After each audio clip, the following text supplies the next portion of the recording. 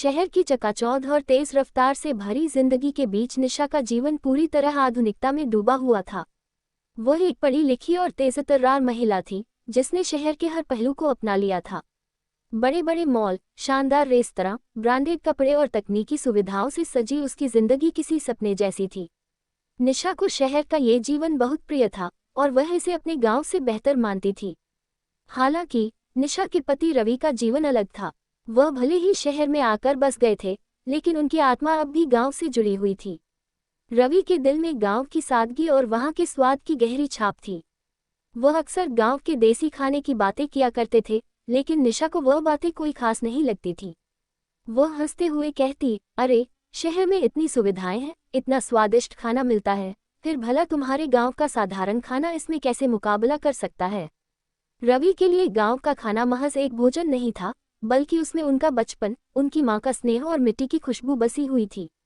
एक दिन रवि ने निशा से कहा, तुमने कभी हमारे गांव का खाना नहीं चखा है। वहां का शुद्ध देसी घी, मक्के की रोटी, सरसों का साग और वो मिट्टी के चूल्हे पर बना खाना, इसमें जो सच्चाई और स्वाद है वह तुम शहर के किसी रेस्तरां में नहीं पाओगी। निशा ने रवि की इस बात पर हंसते हुए जवाब दिया, तुम भी ना गांव की इतनी बड़ी बड़ी बातें करते रहते हो। शहर में इतने बड़े बड़े शेफ हैं जो दुनिया भर के खाने बनाते हैं, और तुम अपने गांव के खाने की बात करते हो। रवि ने गंभीर होकर कहा, तुम एक बार हमारे गांव चलो, फिर देखना, वहां का खाना तुम्हारे सारे भ्रम तोड़ देगा। कुछ दिनों बाद रवि के गांव से अचानक एक खबर आई कि उसकी मां की तबीयत बिगड़ गई है। ये सुनते ही रवि ने गांव जाने की तैयारी शुरू कर दी। निशा ने सोचा कि क्यों न इस मौके का फायदा उठाया जाए और रवि के गांव चलकर उसकी मां से मिल लिया जाए। साथ ही ये भी देख लिया जाए कि रवि का गांव कितना खास है और वहां का खाना वाकई में कैसा होता है। निशा ने रवि के साथ गांव जाने का निर्णय लिया, हालांकि उसके मन में थोड़ी झिझक थी। गांव की सादगी और असुविधाओं की कल्पना करते ही उसे थोड़ा असहज महसूस हुआ, लेकिन वह रवि के साथ चल पड़ी। जब वे गांव पहुंचे तो निशा को वहां की सादगी देखकर बड़ा अचरज हुआ। शहर के बड़े बड़े आलीशान मकानों के विपरीत गांव में मिट्टी और गोबर से लिपे हुए छोटे छोटे घर थे। हर ओर हरियाली थी और गांव के लोग सीधे साधे कपड़ों में बिना किसी दिखावे के खुश दिखाई दे रहे थे। निशा को यह माहौल नया और अजीब लग रहा था, लेकिन साथ ही उसकी जिज्ञासा भी बढ़ रही थी। गांव का वातावरण शांत और सुकून भरा था। यहाँ की जिंदगी धीमी गति से चलती थी और लोग प्रकृति के साथ घुले मिले रहते थे। निशा ने देखा कि गांव में न तो कोई शोर था, न ही कोई ट्रैफिक की भाग दौड़। यहाँ के लोग तो बहुत खुश लगते हैं, बिना किसी बड़ी सुविधा के, निशा ने मन ही मन सोचा। उसने महसूस किया कि शहर की चकाचौंध के मुकाबले ये सादगी कहीं अधिक सुकून देने वाली थी। गांव पहुंचते ही रवि की मां ने निशा का गर्मजोशी से स्वागत किया। उन्होंने निशा से कहा, बहू, आज तुम हमारे गांव का असली स्वाद चखोगी। यहाँ के खाने में जो सच्चाई और प्यार है वह तुम्हें कहीं और नहीं मिलेगा। निशा को ये बात थोड़ी अजीब लगी, क्योंकि वह पहले ही गांव के साधारण खाने के बारे में अपने मन में धारणा बना चुकी थी। रवि की मां ने देसी घी में रोटी बनाए, मक्के की रोटी, सरसों का साग, मिट्टी के चूल्हे पर पकी दाल और घर का ताज़ा दही। निशा ने सोचा, ये तो बहुत साधारण खाना है, भला इसमें क्या खास हो सकता है। लेकिन जब उसने पहला निवाला लिया तो उसका सारा शक दूर हो गया।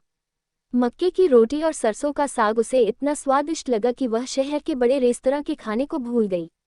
निशा को ये समझ में आ गया कि यह खाना सिर्फ स्वाद से भरा नहीं, बल्कि इसमें गांव की मिट्टी की खुशबू, मां का स्नेह और देसी घी की महक भी थी। उसने रवि की ओर देखा और मुस्कुराते हुए कहा, मैंने सोचा भी नहीं था कि साधारण सा दिखने वाला यह खाना इतना स्वादिष्ट होगा। अब मुझे समझ में आया कि तुम क्यों इसे इतना मिस करते हो। रवि ने हंसते हुए कहा, मैंने तुमसे कहा था ना, यहाँ के खाने में सच्चाई है। इसे कोई शेफ नहीं बनाता, बल्कि इसे प्यार और मेहनत से बनाया जाता है। यहाँ का खाना दिल से बनाया जाता है और यही इसकी खासियत है। निशा ने देखा कि गांव के लोग कितने मेहनती और सच्चे थे। वे अपने काम में पूरी ईमानदारी और मेहनत डालते थे और यही कारण था कि उनके खाने में वह खास स्वाद आता था।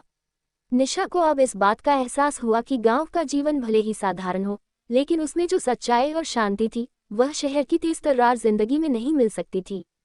निशा ने गांव के लोगों के बीच एक अलग ही जुड़ाव महसूस किया। यहाँ के लोग एक दूसरे के लिए हमेशा तैयार रहते थे, उनकी मदद करते थे और उनके रिश्ते बहुत गहरे और मजबूत थे। गांव की महिलाएं निशा के पास आकर उससे बातें करने लगीं।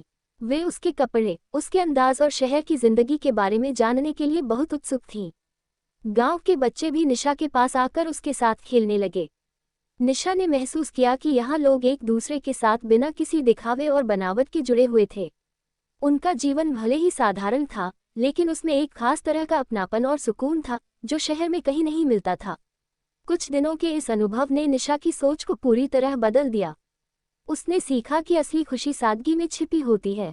गांव का जीवन भले ही शहर की तुलना में बहुत साधारण था, लेकिन उसमें जो अपनापन, मेहनत और सच्चाई थी, वह शहर की सुविधाओं में नहीं मिल सकती थी। निशा ने अब गांव के खाने की तारीफ करना शुरू कर दिया और उसने गांव की महिलाओं से देसी तरीके से खाना बनाना भी सीख लिया। निशा को अब यह एहसास हो गया था कि जीवन की असली मिठास सादगी में ही होती है।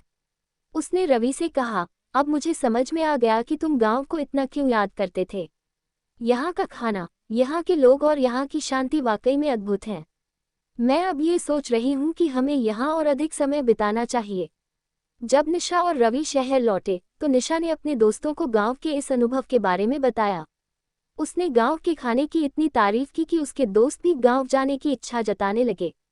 निशा ने शहर में कुछ देसी व्यंजन बनाने की कोशिश की, लेकिन वह स्वाद वैसा नहीं आया जैसा गांव में था। उसे समझ में आ गया कि गांव का खाना सिर्फ स्वाद से नहीं, बल्कि वहां की मिट्टी, मेहनत और सच्चाई से भी भरा होता है। निशा ने अब शहर के साथ साथ गांव की भी कद्र करना सीख लिया था। उसने रवि से कहा, तुम्हारा गांव और उसका खाना वाकई खास है। अब मैं समझ गई हूँ कि जीवन की असली खुशी कहाँ छिपी है। अगर वीडियो अच्छी लगी हो तो वीडियो को लाइक करें, शेयर करें और सब्सक्राइब करें।